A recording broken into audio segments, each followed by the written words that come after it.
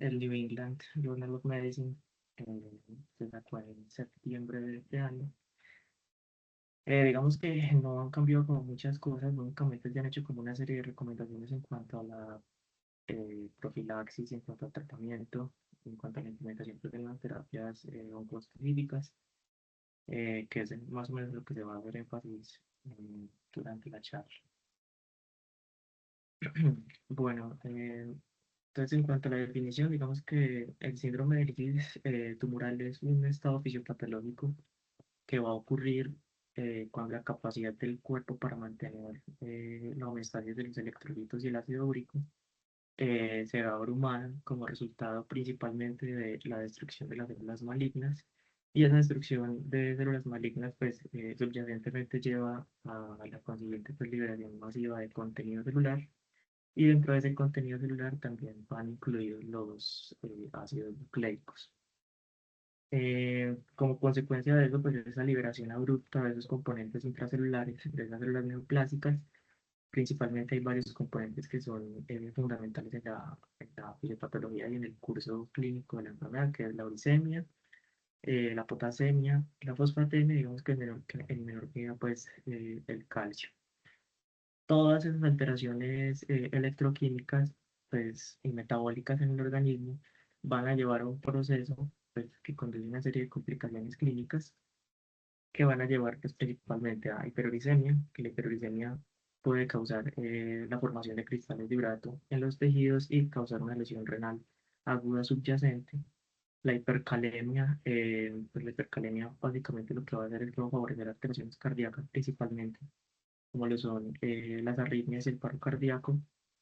La hiperfosfatemia, pues sabemos que el fosfato cuando está aumentado a su vez va a disminuir los niveles de calcio sérico y eso va a provocar principalmente síntomas neuromusculares, entonces puede provocar tetania, convulsiones y también problemas cardíacos derivados a la hipocalcemia secundaria, pues producto precisamente de la precipitación del calcio con el fosfato en los tejidos. Entonces digamos que toda esa serie de alteraciones pues, va a llevar principalmente a la insuficiencia, perdón, a la lesión renal aguda, arritmias cardíacas, convulsiones e incluso falla multiorgánica. Y en la falla multiorgánica es donde se encuentra el principal potencial riesgo de mortalidad. Si no se reconocen y se manejan de manera oportuna, digamos que el desenlace la mayoría de las veces suele ser fatal. Ya como es como datos adicionales, digamos que este trastorno fue descrito por primera vez hace más de 100 años y sus consecuencias, pues, como la profilaxis, el tratamiento, incluso el manejo pronóstico, se informaron casi que por primera vez en los años 60, específicamente en 1961. Y pues desde esa época se ha identificado que el desarrollo continuo de esas terapias antineoplásicas con el paso de los tiempos pues ha convertido el síndrome del lisis tumoral en un aspecto que pues es cada vez menos predecible y es cada vez más importante en el cuidado del paciente oncológico. Bueno, ya en cuanto a la epidemiología, el síndrome se va a observar predominantemente en pacientes con ciertos tipos de cáncer hematológico altamente proliferativos y sensibles a la quimioterapia, como linfomas agresivos, por ejemplo, el linfoma de Burkitt, y leucemias agudas, por ejemplo, la leucemia linfoblástica aguda. Sin embargo, la incidencia y el riesgo de este síndrome varía ampliamente en función de múltiples factores y circunstancias clínicas. La incidencia reportada del síndrome en diferentes estudios y registros va a oscilar entre el 5 y el 70%. Toda esta variabilidad se le va a atribuir a cambios en las definiciones diagnósticas a través del tiempo, diferentes criterios utilizados para identificarlo, la heterogeneidad en la población de pacientes, los tipos de cáncer involucrados y las modalidades de tratamiento aplicadas. Algunos estudios van a reflejar una menor incidencia con los esquemas de inducción más modernos y menos intensivos, mientras que otros sugieren que aún puede ocurrir en contextos clínicos impredecibles. El síndrome se ha observado en casos de trastornos espontáneos que pueden preceder el diagnóstico de cáncer oculto y en situaciones en las que ocurre en asociación con el uso de glucocorticoides, incluso en pacientes con cánceres considerados de bajo riesgo. Además, puede presentarse tras radioterapia o en conjunción con condiciones como la hemofagocitosis linfohistiocytica o la coagulación intravascular diseminada, complicando aún más lo que es el reconocimiento y el manejo. Y en cuanto a los factores de riesgo, pues el riesgo de desarrollar este síndrome puede estar asociado con indicadores clínicos y de laboratorio que veremos más adelante, como el volumen tumoral, niveles elevados de uricemia, la hiperpotasemia, hiperfosfatemia, leucocitosis extrema, por ejemplo, más de 100.000 leucocitos por microlitro en casos de leucemia, los niveles elevados de lactato deshidrogenasa y la presencia de masas nodales de gran tamaño. Sin embargo, la predicción del riesgo no siempre es precisa, ya que hay casos en los que los pacientes considerados de bajo riesgo por todos estos criterios han desarrollado el síndrome. Y este síndrome va a contribuir a complicaciones clínicas graves como el daño renal agudo, alteraciones electrolíticas potencialmente mortales, arritmias y complicaciones neurológicas. La incidencia en la población hospitalaria y su impacto en el costo y la mortalidad hacen que su reconocimiento y manejo sean prioritarios.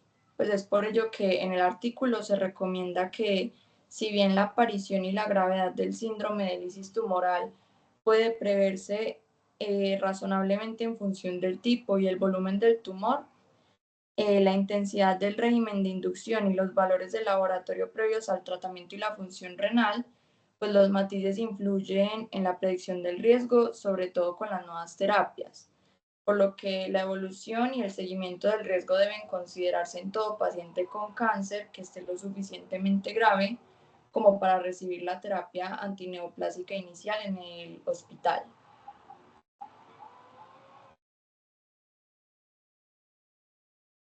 Bueno, ya en esta tabla se describen los cánceres y terapias más comúnmente asociados con el síndrome de lisis tumoral. Entonces, entre los cánceres está la leucemia mieloide aguda, la leucemia o linfoma linfoblástico agudo, el linfoma de Burkitt, linfomas agresivos en estadio avanzado, por ejemplo, el linfoma difuso de células B grandes, la leucemia linfocítica crónica con masas ganglionares, que sean pues mayores o iguales a 10 centímetros o mayores o iguales a 5 centímetros y linfocitosis periférica.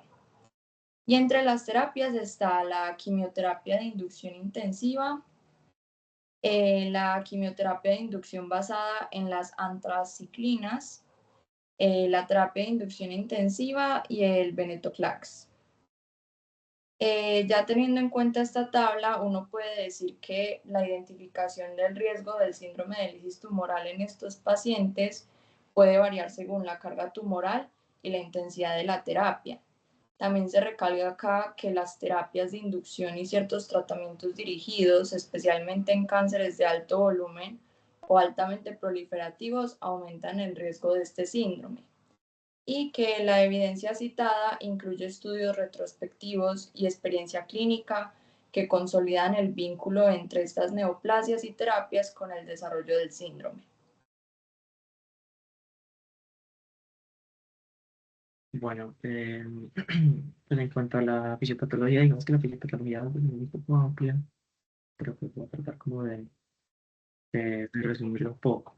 Mm, digamos que el primer paso de la fisiopatología del síndrome de lisis tumoral, cuando está establecido, va a ser la destrucción acelerada de las células tumorales.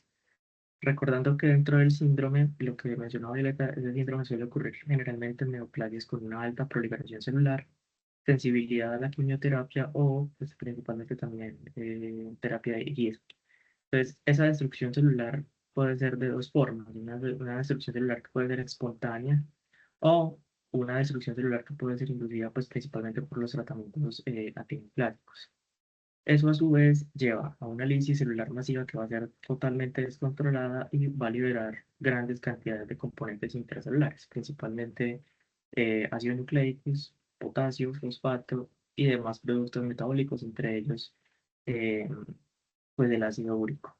Entonces, esa liberación de componente intracelular va a generar un impacto patológico en un sistema específico del organismo. Entonces, el ácido úrico, en este caso, pues va a resultar principalmente de la degradación del ADN y del ARN, que se degrada en nucleínas. La hiperglicemia, pues, generalmente se produce muy rápido debido a que pues, debido a esa gran cantidad de nucleótidos liberados. Y pues como sabemos que ese ácido úrico tiene una baja solubilidad en plasma, pues se va a precipitar y al precipitarse va a formar cristales de urato monosódico en los túbulos renales. Entonces, digamos que el daño por lesión renal aguda se establece pues cuando hay daño tubular o cuando hay una obstrucción mecánica en el producto de la formación de cristales. Ya, pues en cuanto al potasio, digamos que por la lisis, esa salida del potasio intracelular pues, va a llevar a hipercalemia, que pues generalmente las manifestaciones de la hipercalemia suelen ser, o suelen precipitar pues arritmias cardíacas que suelen ser generalmente pues, peligrosas. Dentro de ellas pues tenemos principalmente el torsade de Points y pues también el paro cardíaco. Y son muy claros en el artículo resaltar que el mayor riesgo potencial de mortalidad en este síndrome se debe principalmente a las complicaciones cardíacas asociadas a la hipercalemia o secundarias a la hipocalcemia que se produce. Y ya en el fosfato, pues esa liberación de fosfato orgánico lleva a una hiperfosfatemia. Ese fosfato pues, se precipita con el calcio, se junta con el calcio y se forman cristales de fosfato cálcico. Esos cristales de fosfato cálcico van a los tejidos, los dañan y también pues contribuye a la lesión renal aguda. Y el calcio, pues producto de la hiperfosfatemia, como se aumenta la unión de calcio-fosfato, entonces va a resultar en hipocalcemia secundaria y esa hipocalcemia secundaria, más que las manifestaciones cardíacas, también puede generar síntomas neuromusculares y pues alteraciones cardíacas, principalmente la alteración del QT, una prolongación del QT y también torsades.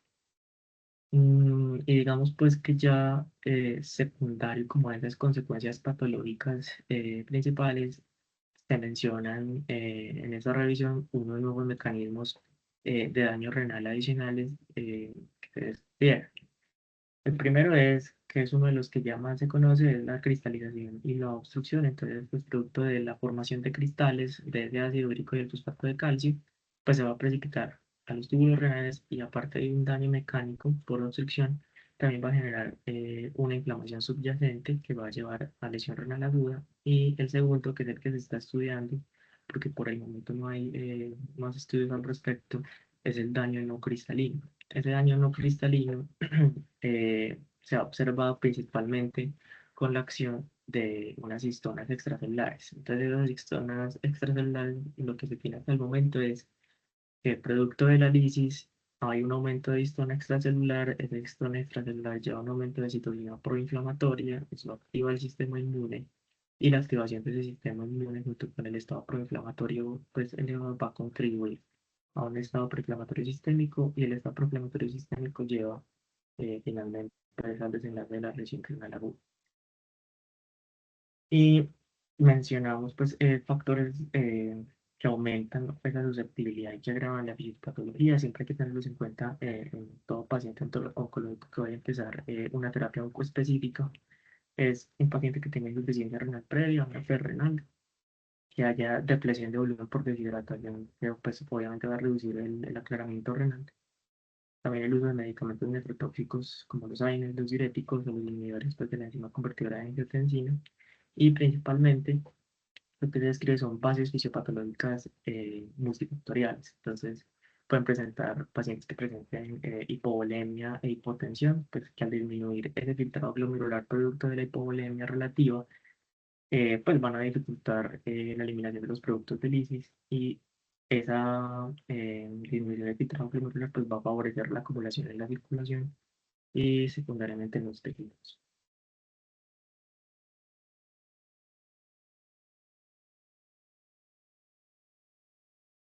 Bueno, ya en cuanto a las manifestaciones clínicas del síndrome, estas van a variar dependiendo de la gravedad del proceso, las alteraciones electrolíticas presentes y las complicaciones derivadas.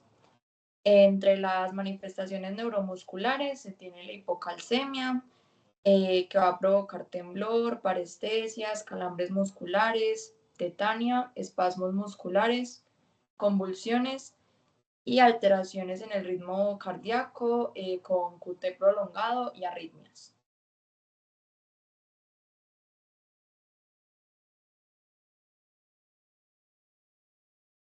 En cuanto a las manifestaciones cardíacas, está la hipercalemia, que va a provocar arritmias potencialmente graves como fibrilación ventricular, asistolia, cambios en el segmento T, onda P ausente, prolongación del QT. Eh, lo que es la bradicardia y paro cardíaco en casos severos. Y está también la hipocalcemia que va a provocar arritmias, prolongación del QT y torsades de Pointes. Ya en cuanto a manifestaciones renales, está la insuficiencia renal aguda, disminución de la diuresis, que puede ser oliguria o anuria, dolor lumbar o en la zona renal, edema, signos de retención de líquidos en casos avanzados, elevación de creatinina y urea en el análisis sanguíneo y dolor y sensación de plenitud en la región lumbar por obstrucción o inflamación renal.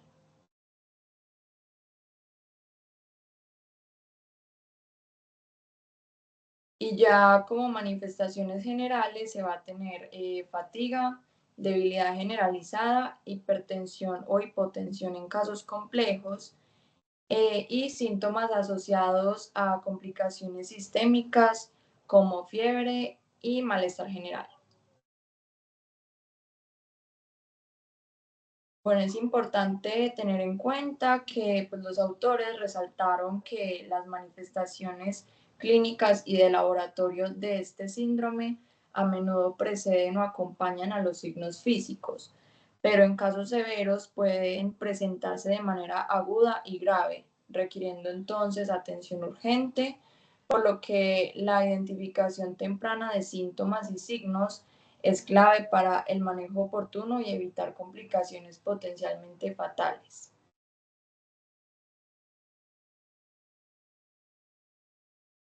Bueno, ya frente al diagnóstico y la clasificación, entonces digamos que el diagnóstico se basa principalmente en criterios clínico-laboratoriales pues, que van a permitir identificar la gravedad de la condición y secundariamente pues va a llevar a facilitar la toma de decisiones terapéuticas. Entonces digamos que en el nuevo paradigma del algoritmo que proponen, que tienen como una serie de pasos, entonces lo primero que ya lo hemos mencionado es siempre que usted tenga un paciente oncológico que haya iniciado una terapia específica y que presente una clínica sugestiva, hay que sospecharlo.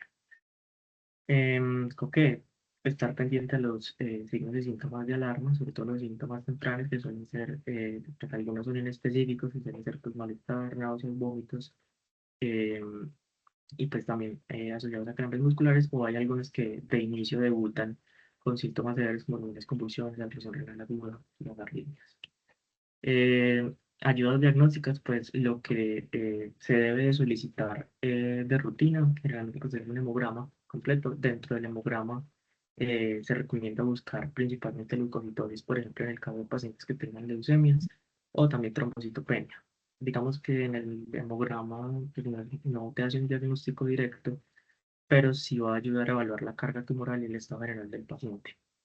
Se solicita pues también un hemograma, electrolitos séricos, principalmente eh, potasio, fosfato, calcio, y algunas veces magnesio. Dentro del potasio lo que se espera encontrar pues, es una hipercalemia definida pues, por criterio laboratorial mayor a 6 milimoles por litro. En el fósforo pues, se espera encontrar una hiperfosfatemia mayor a 4 miligramos de litro en adultos. Y el calcio, pues si es sérico, pues se espera encontrar, si hay una hipocalcemia secundaria, se debe encontrar menor a 7 miligramos de litro o si es calcio ionizado menor a 4,5 miligramos de litro. Ya pues en cuanto al ácido úrico se necesita un ácido úrico sérico. Entonces generalmente lo que se espera dentro del ácido úrico es tener una elevación mayor a 8 miligramos de cilitro o un aumento del 25% respecto al basal. Y ese aumento respecto al basal va a reflejar el catabolismo tumoral y la lisis secundaria. Se solicita una función renal. Dentro de esa función renal pues, está incluida la creatinina y el resto de la tasa de filtración glomerular. Generalmente usted espera que la elevación de la creatinina sea mayor a 1,5 veces el límite superior normal o que en definitiva haya un aumento de más de 0,3 miligramos de cilitro respecto al basal y eso pues, ayuda como marcador base de lesión renal aguda.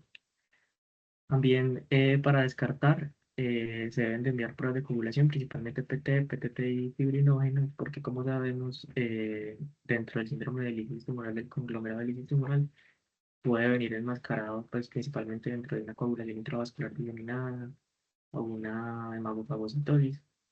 Entonces se debe enviar para descartar coagulopatías que puedan coexistir dentro del cuadro. Y generalmente pues el uroanálisis que no sobra que, pues, para detectar cristales de hidrato, fosfato, calcio, evaluar función renal y el electrocardiograma que no existe en el laboratorio, pero sí es fundamental a la hora pues como de detectar cambios electrocardiográficos asociados a hipercalemia o hipocalcemia, principalmente dirigido o enfocado a encontrar pues, ondas picudas, ondas de altas, una prolongación del intervalo PR, o también suele aparecer mucho en pacientes que tienen terapias oncoespecíficas como el TOCLAX, cuadrantes anchos. Los secundarios de las ayudas diagnósticas, dependiendo de lo que encontremos en los laboratorios, entonces aplicamos los criterios de Cairo-Bishop. Entonces, esos criterios de Cairo-Bishop pues van a incluir alteraciones laboratoriales y manifestaciones clínicas. Entonces, digamos que la presencia de cualquiera de los siguientes que hay en la tabla pues, va a confirmar el diagnóstico. Entonces, ¿qué tenemos? En criterios de laboratorio, tenemos un ácido úrico mayor a 8 miligramos de cilitro en adultos o por encima del nivel pues, del límite superior normal en niños con un aumento del 25% respecto al valor basal. Un fósforo mayor a 4,5 miligramos de cilitro en adultos o mayor a 6,5 miligramos de cilitro en niños o un aumento del 25% con respecto al valor basal del paciente. Un potasio que se define pues mayor a 6 milimoles por litro y un calcio corregido pues menor a 7 miligramos de cilitro en un nivel de calcio ionizado menor a 4,5 miligramos de cilitro. Digamos que en cuanto al calcio corregido, pues se tiene como mucha discusión sobre si hay que corregirlo o no. Realmente lo ideal sería, lo que se recomienda en el artículo es solicitar, pues si es posible directamente el calcio ionizado y si se solicita calcio férico, pues no corregirlo porque es una nueva recomendación digamos, que se tiene.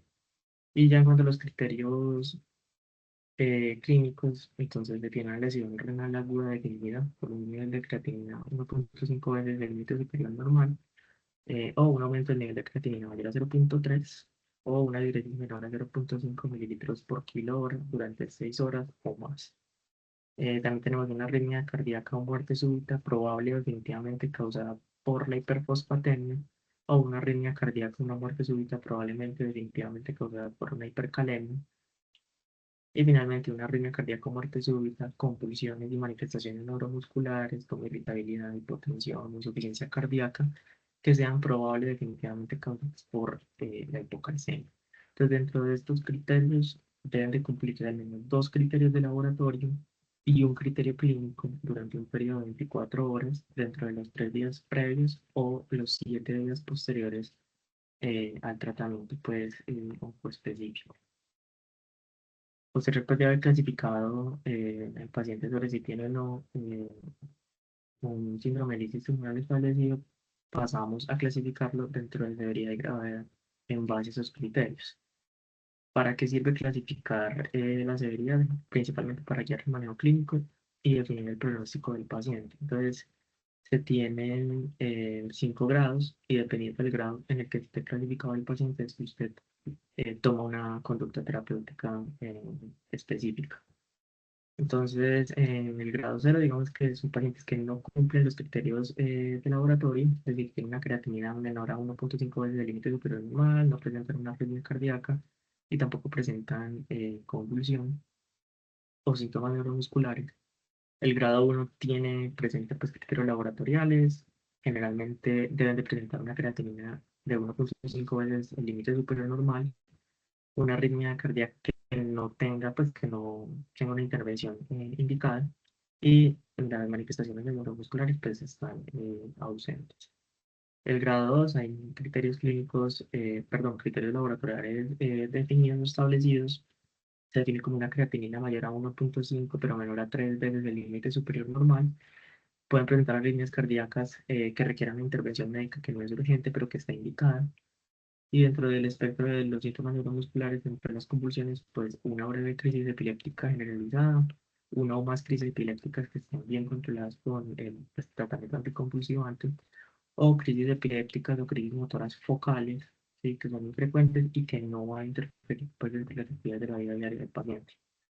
El grado 3 hay criterios laboratoriales presentes con una creatinina mayor a 3 pero menor a 6 veces el límite superior normal, una arritmia cardíaca que es sintomática e incompleta, es decir, que esté controlada mediante un dispositivo como por ejemplo un desfibrilador o controlada farmacológicamente.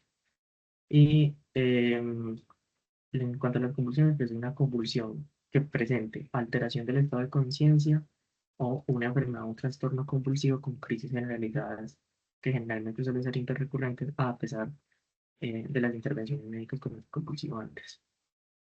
Y el grado 4 criterios laboratoriales presentes, se tiene una creatinina mayor de 6 veces el límite superior normal, hay arritmias cardíacas que son potencialmente mortales, que generalmente en los pacientes que están en tratamiento oncoespecíficos suelen estar asociadas principalmente a insuficiencia cardíaca, a hipotensión, a síncope o choque.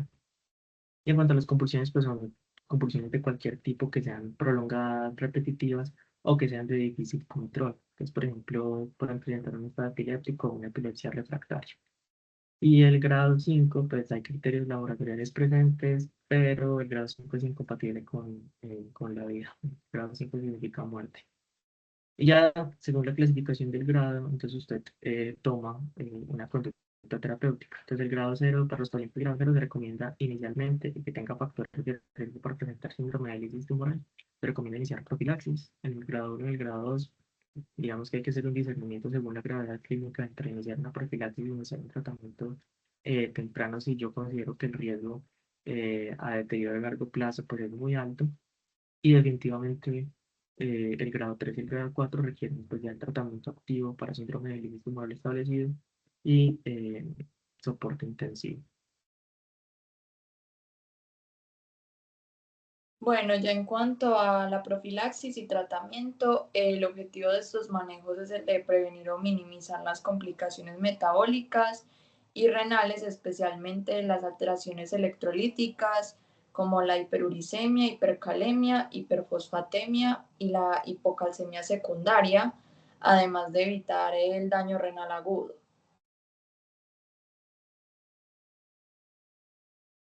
Bueno, la profilaxis en el síndrome de lisis tumoral se realiza en pacientes que presenten un riesgo alto o moderado de desarrollar el síndrome, pero aún no tienen alteraciones clínicas ni de laboratorio evidentes.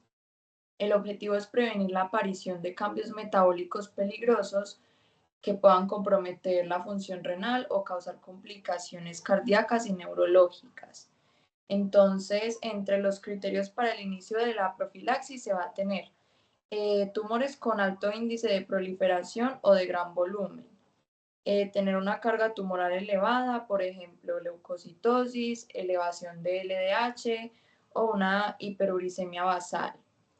El uso de terapias que inducen lisis rápida como agentes citotóxicos intensivos o terapias dirigidas, especialmente el venetoclax en linfocitos pequeños o terapia combinada. Antecedentes de un síndrome de lisis tumoral previo, un compromiso renal preexistente, la hiperuricemia o elevadas cifras de ácido úrico basal, carga de líquidos insuficiente o antecedentes de una cardiopatía, o que ya la gravedad según el Cairo Bishop sea grado 0, 1 y 2. Entre las medidas de profilaxis se tiene la hidratación adecuada, que este va a ser el pilar profiláctico más importante para evitar la lesión renal aguda, que pues se va a basar en la administración de líquidos intravenosos, generalmente 2 a 3 litros por día, para mantener un volumen urinario de al menos 100 mililitros por hora, promoviendo así la diuresis y facilitando la eliminación de metabolitos. Entre los uricolíticos está el alopurinol, que es un inhibidor de la santinoxidasa que va a reducir la producción de ácido úrico. Este se va a administrar como 100 miligramos por vía oral cada 8 horas durante 7 a 10 días, antes y después del inicio de la terapia antineoplásica. También está el Febusostat, que se administran 40 miligramos cada 24 horas, que este va a ser una alternativa al alopurinol.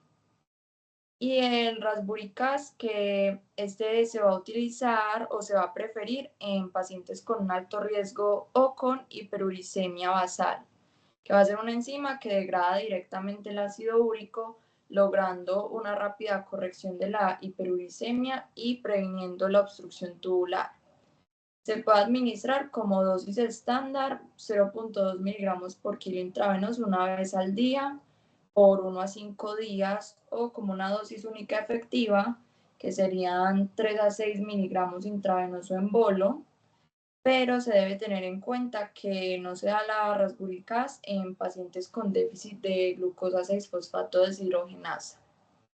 Adicionalmente, es muy importante tener en cuenta que en el tratamiento profiláctico los autores recomiendan ampliamente el uso de inhibidores de la santinoxidasa, como es el alopurinol y el febusostat, ya que estos agentes bloquean o inhiben la producción de ácido úrico de nuevo, inhibiendo la santinoxidasa, que es lo que se busca cuando el síndrome de lisis tumoral no se encuentra establecido. Por otro lado, si este síndrome se encuentra establecido, ya se va a recomendar el uso de la rasburicasa por encima de los inhibidores de santinoxidasa, pues ya que existe pues una gran acumulación de ácido úrico preformado que es producto del desbalance metabólico. Entonces se requiere eliminar rápidamente ese ácido úrico ya formado, pues por esto es que se prefiere la rasburicasa, que en este caso esta promueve la conversión de ácido úrico en alantoína, que es un metabolito mucho más soluble y que se puede eliminar rápidamente, disminuyendo así la uricemia. Bueno, también se tiene que hacer un control riguroso de electrolitos y de la función renal, con una monitorización frecuente cada 6 a 12 horas durante las primeros 1 a 3 días, y un ajuste de líquidos para evitar la sobrecarga cardiovascular. También se debe hacer dieta y manejo de comorbilidades con una restricción de líquidos en casos específicos y control de edemas o insuficiencia cardíaca. Otro aspecto importante a tener en cuenta es que en pacientes muy vulnerables, considerar la fase de pretratamiento con glucocorticoides o terapia celular en casos seleccionados para reducir la carga tumoral de manera controlada. Y para esto se usa la prednisona, 40 miligramos al día, iniciando unos días antes de la terapia y continuando durante la fase de mayor riesgo.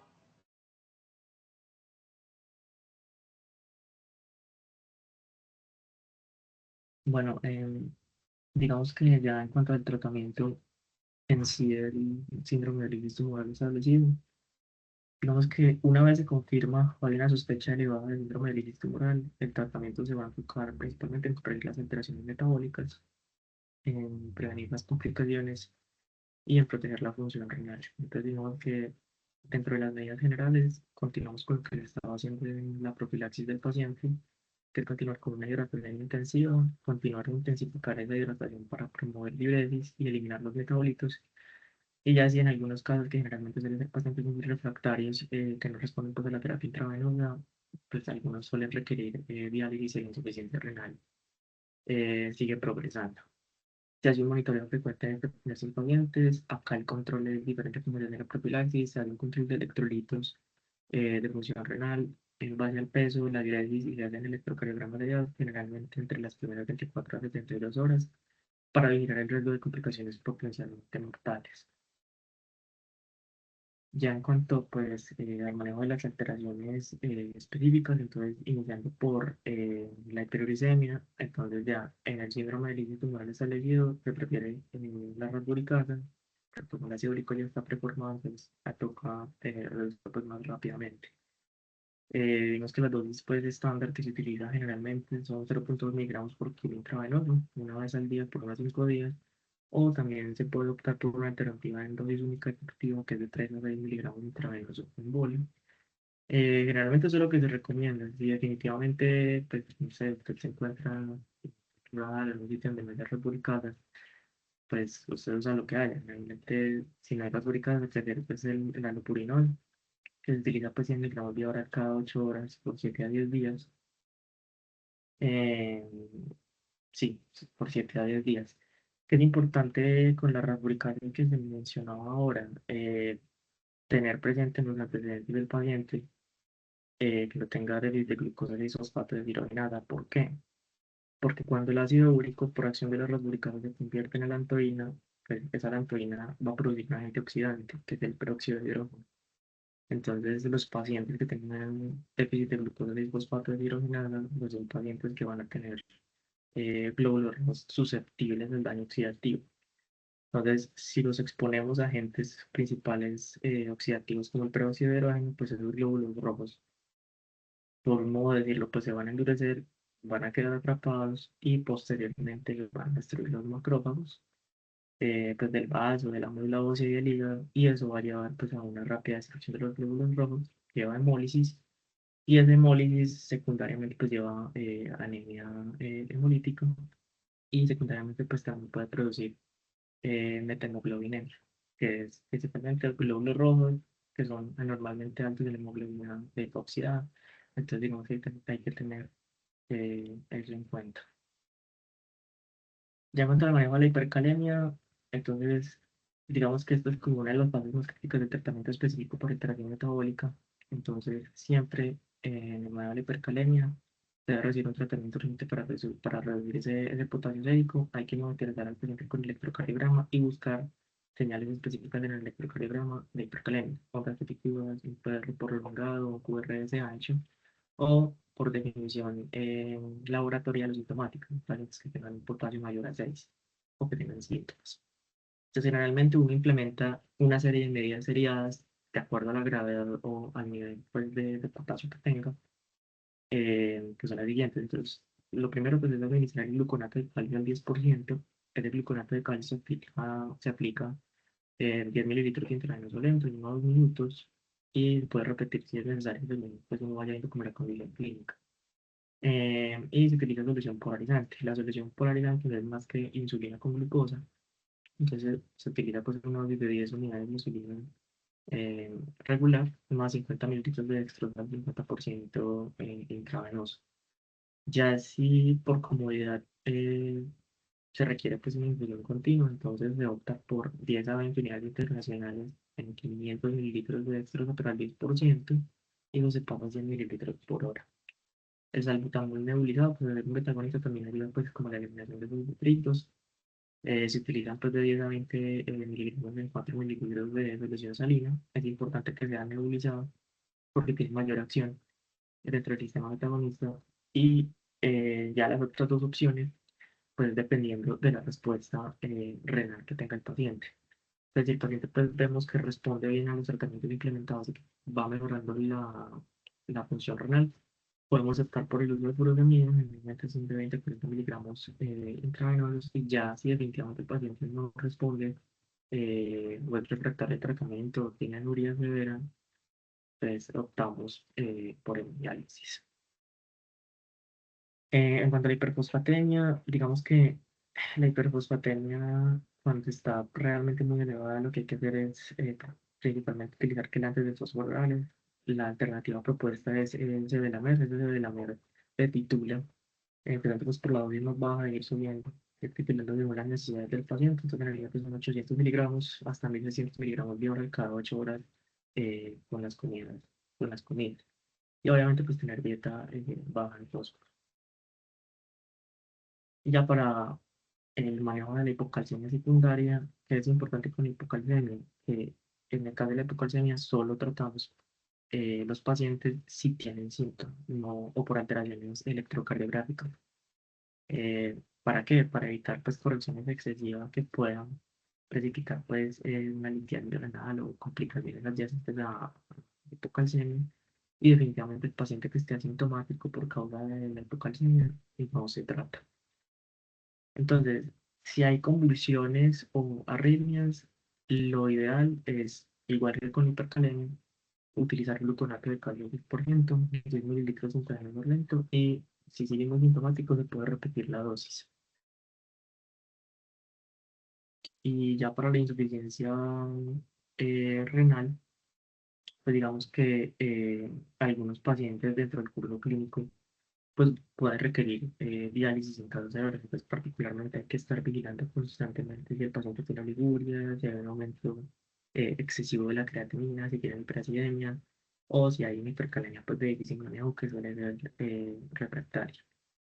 Y dentro pues, del conglomerado del tratamiento específico de las alteraciones, siempre hay que tener presente o estar atentos en caso de que el paciente se descompense, pues tener presente el control de la vía aérea, el control pues, cardiovascular y el manejo con un monitoreo constante, pues precisamente por la posibilidad tan grande que hay de arritmias o convulsiones pues, derivadas de esas alteraciones.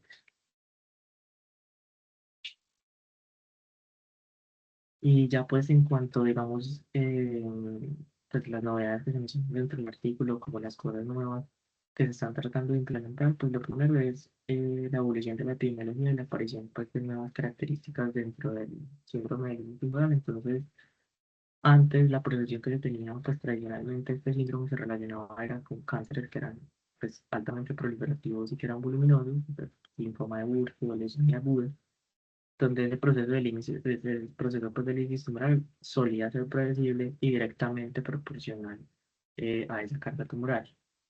Sin embargo, con esta nueva revisión se han dado cuenta que las terapias modernas y dirigidas, como con los inhibidores del BCL2, que es pues, principalmente la terapia con venetoclax, terapias inmunoncológicas y los nuevos agentes biológicos, pues han cambiado como el paradigma y el escenario que se tiene en este momento. Entonces, ahora lo principal que se tiene en el curso clínico es que ese síndrome puede ocurrir principalmente en cánceres considerados de bajo riesgo o en casos donde la carga tumoral ya no es tan elevada. ¿Por qué? Porque las nuevas terapias van a actuar de una manera más específica sobre las células pues, neoplásicas y van a causar una lisis pues, mucho más rápida y centrada, incluso pues, en tumores pues, que tengan un menor volumen inicial. También se tiene pues, la aparición del síndrome de lisis tumoral en contextos que no son predecibles, pero digamos que eso ha sido facilitado por el uso de la medicación dirigida en particular en cánceres como la leucemia linfocítica crónica y en algunos linfomas pues, donde la lisis puede ser incluso en la primera dosis de la terapia o en tratamientos que aparentaban ser pues, de un menor riesgo. Y además, pues la mayor sensibilidad diagnóstica y la vigilancia temprana eh, que generalmente eso lo posibilita pues, el uso de registros electrónicos. Aquí en Colombia no se da tanto, pero digamos que esos registros han permitido en el corto mediano plazo registrar esos episodios de síndrome de lisis tumoral en pacientes que previamente no habían sido considerados en riesgo debido pues, al perfil clínico tradicional y pues, a las categorías de clasificación del riesgo. Y lo que se recomienda es que pues, se ha aumentado como es la necesidad de redistribuir esas estrategias de prevención y diagnóstico temprano pues, para evitar complicaciones potencialmente mortales. Tenemos el impacto pues, de las nuevas terapias dentro de la fisiopatología y en la predicción del riesgo. Entonces digamos que cada vez se avanza más en el conocimiento fisiopatológico y la evidencia pues, ha arrojado que, digamos que el mecanismo no es solo principalmente pues, la precipitación de cristales de ácido úrico de fosfato de calcio en los túbulos renales, sino que también pues, hay mecanismos inflamatorios y disfunciones inmunes que están asociados principalmente pues, a la liberación de citocinas y a la activación del sistema inmunológico. Entonces, en sí, la lesión renal En general se concluye que es un resultado de muchos procesos que son tanto directos como indirectos que van a incluir pues, la inflamación y la disfunción microvascular sobre todo. Y la hiperfosfatemia y la hipocalcemia, que eran pues, consideradas clásicamente como signos específicos del síndrome de Illich tumoral, se entienden ahora dentro de un contexto pues, que es mucho más complejo. Ya no solo es porque el paciente tenga hiperfosfatemia y hipocalcemia, entonces va a desarrollar una lesión renal aguda, no. Ahora, pues, esas deposiciones de cristales y la precipitación en los túbulos son solo una parte de ese cuadro clínico, que también puede involucrar factores como el aumento de las histonas, lo habíamos mencionado, de las citocinas y el daño microvascular. Y ya en cuanto al tema de la hiperuricemia, esa hiperuricemia antes, que era pues la principal causa de daño renal, ya no lo es. Digamos que gracias pues a la disponibilidad de los tratamientos específicos directos como el uso de la Rosulicana, que pues evita esa formación de cristales de hidrato y reduce la incidencia de afectación renal, como se ha como reemplazado la hiperuricemia como principal caso de daño renal. Ya ahora lo es su reemplazo, pues la hiperfosfatemia. ¿Por qué? Porque contribuye a la lesión renal aguda de manera más significativa por la precipitación de cristales de fosfato cálcico. Y ya contra las nuevas estrategias en la evaluación y la clasificación del riesgo, digamos que pues, antes de esos criterios para evaluar el riesgo pues, de síndrome de líquido tumoral, pues estaban basados en la carga tumoral y en valores pues, laboratoriales basales o previos. Entonces, dentro de esos criterios, pues incluía el tamaño del tumor, el recuento de las células, la función renal, los niveles de ácido úrico. Pero más sin embargo, ahora, pues la evaluación del riesgo ahorita tiene que ser más enfocada de una forma dinámica y personalizada.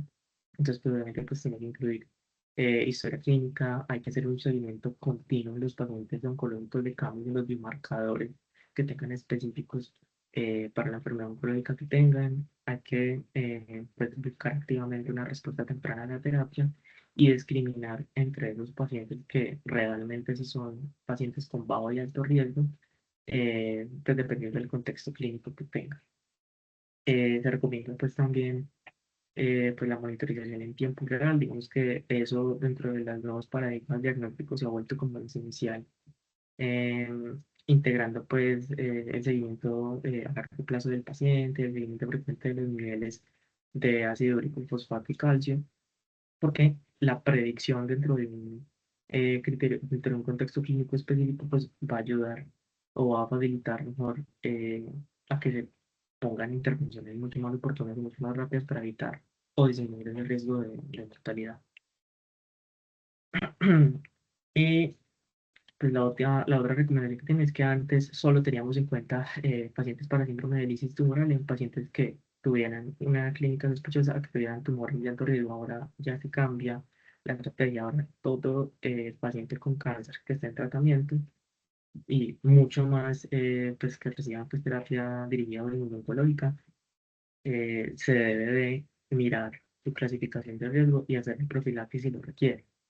Entonces, recordar pues que en casos aparentes de bajo riesgo, incluso ahí pueden ocurrir con mayor frecuencia casos de síndrome de Illich tumoral. Entonces, digamos que frente a estos nuevos escenarios, la profilaxis es como una alternativa que se tiene para impedir que haya un curso clínico pues, fatal.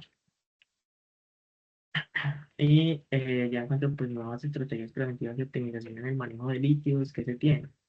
Digamos que pues esa gestión del riesgo se ha enfocado principalmente en la profilaxis preventiva temprana con líquidos. Entonces, esa profilaxis con líquidos pues no solo va a diluir los cristales y mantener la función renal, sino pues que obviamente también va a facilitar la eliminación de los metabolitos y los electrolitos pues, que estén elevados. Y ahora se recomienda que generalmente administremos pues, glucocorticoides de prepare en los pacientes con alto riesgo o tumores voluminosos de rápida proliferación. ¿Por qué? Porque digamos que si usted aplica un glucocorticoide prefase antes de iniciar una terapia oncoespecífica, eso va a ayudar a reducir directamente la hiperbilirubinemia que se genera por la administración de estas nuevas terapias. Y al disminuir la hiperbilirubinemia, usted va a facilitar pues, o va a inducir más fácilmente un manejo terapéutico sin complicaciones o evitando las complicaciones al máximo. Entonces, generalmente, si usted tiene un paciente que tenga una terapia específica, que sepa que es de alto riesgo, para la progresión del síndrome, del síndrome, pues se recomienda antes de iniciar la terapia, pues administrar glucocorticoides. Y lo otro es la administración hospitalaria de la primera dosis del venetoclax. El venetoclax es un inhibidor del BCL2, entonces generalmente ese venetoclax se utiliza en pues, cánceres muy voluminosos y en pacientes con alto riesgo. Entonces siempre se recomienda esa administración de la primera dosis en el ámbito pues, interhospitalario. ¿Por qué? Porque va a mantener la monitorización dentro del entorno que es básicamente controlado a diferencia del entorno ambulatorio. Y eso sirve para detectar tempranamente pues, alteraciones electrolíticas o signos de lesión renal aguda. Y eso va a permitir una intervención pues, inmediata y va a ayudar a reducir pues, eh, potenciales complicaciones. Y siempre hay que estar vigilando dentro de la terapia del venetoclax cuando se administra. Siempre hay que vigilar pues, como las fases específicas de la terapia y mirar si en estas fases de la terapia se puede disminuir la necesidad de los tratamientos invasivos, entonces que no vayan a presentar complicaciones dentro de la terapia que nos lleven, por ejemplo, a diálisis, y así pues uno reduce o impacta dentro de la tasa de mortalidad que está asociada. Em, y pues ya finalmente, en cuanto a los nuevos tratamientos y el impacto, digamos que la llegada de esos fármacos específicos que mencionaba, pues digamos que han reformulado esa estrategia de tratamiento. Entonces, digamos que ahora ya para los cánceres que son muy proliferativos, el venetoclax viene siendo una opción mucho más efectiva, pero sin embargo hay muchas veces que no se tiene pues, en cuenta el riesgo potencial de presentar el síndrome del límite tumoral. Entonces, lo que se recomienda en cuanto a administración específica de venetoclax es hacer una pauta escalonada. eh, pues esos son los mismos criterios que se tienen como pauta escalonada para iniciar eh, terapia venetoclax interhospitalaria. Y eh, pues lo que se recomienda es tener una preparación previa con hidratación intravenosa, con líquidos intravenosos previa a la administración del venetoclax. También en cuanto a la profilaxis farmacológica, pues entonces estamos incluyendo el allopurinol, las rasburicasas. Digamos que la rasburicasa ha pasado con los años a ser como el pilar o el estándar en pacientes que tengan pues, alto riesgo y en algunos casos también en pacientes de riesgo moderado. ¿Por qué? Porque hay pacientes que tienen riesgo moderado que en el momento no tienen una hipertensión basal, pero que sí se les eleva muy rápido con frecuencia de la lisis masiva. Entonces, siempre es muy importante buscar reducir al máximo esa carga de metabólica en los riñones. Y en paralelo a eso, pues digamos que se han hecho pues avances en la comprensión pues, fisiopatológica del síndrome que han llevado como a buscar nuevas estrategias, como principalmente buscar moduladores del sistema inflamatorio. Entonces, pues, están haciendo estudios sobre el uso de agentes necroprotectores y haciendo avances en cuanto al estudio específico del monitoreo de los biomarcadores para que pues, el manejo de estos pacientes pues, sea mucho más personalizado a la hora pues, de reducir las complicaciones.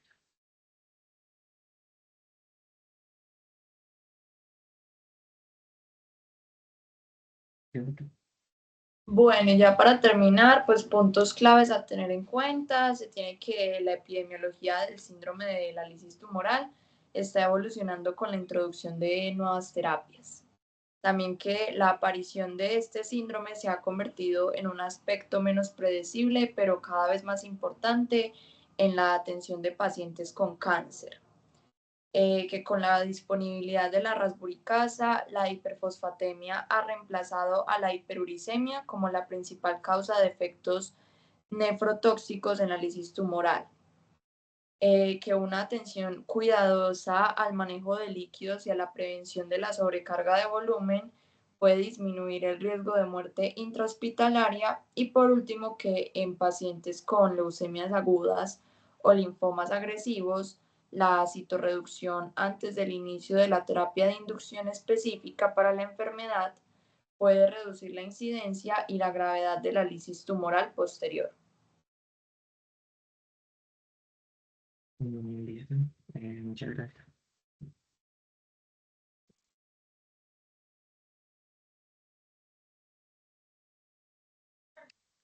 Listo. Muchísimas gracias por la charla.